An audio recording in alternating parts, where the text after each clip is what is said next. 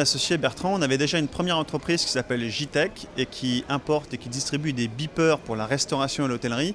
Et comme on avait déjà un pied dans la restauration et l'hôtellerie, c'est comme ça que nous est venue petit à petit l'idée de créer lafourchette.com.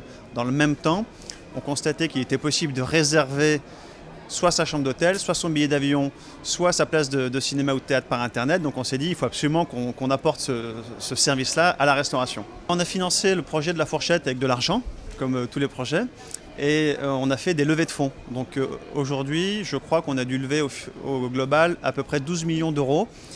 Et la dernière levée de fonds de 8 millions d'euros, on l'a réalisée avec deux fonds français qui sont Serena Capital et Partech International qui ont chacun mis respectivement 4 millions d'euros. C'était en avril ou mai 2012, je crois.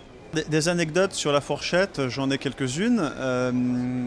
La première, c'est plutôt au niveau commercial B2B. Je me souviens que j'avais été convoqué, le terme est assez exact, chez Sanderins, donc c'est le restaurant Lucas Carton, ou Sanderins à Paris. Et on me dit « Monsieur veut vous rencontrer ». Donc je gare mon vélo et on me présente monsieur. Et ça a probablement été le rendez-vous le plus court que j'ai fait, parce que je lui ai montré ce que nous faisions. Et il m'a tapé sur l'épaule comme si on se connaissait en me disant « C'est génial votre truc, on le prend ». Ça a dû durer 5 minutes. Et je suis sorti de ce rendez-vous subjugué par le personnage en me disant finalement c'est ça un grand chef, c'est un visionnaire. Parce que je pense que techniquement ou technologiquement il n'a pas compris ce qu'on faisait.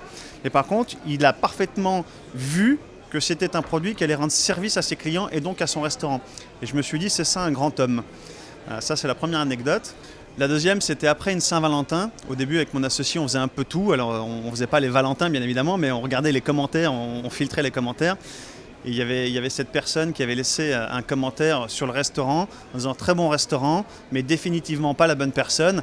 Et ça nous avait marqué parce qu'on s'est dit « Bon, pourvu qu'elle ait trouvé la personne qui correspond à ses choix maintenant ». Voilà, c'était l'anecdote de La Fourchette.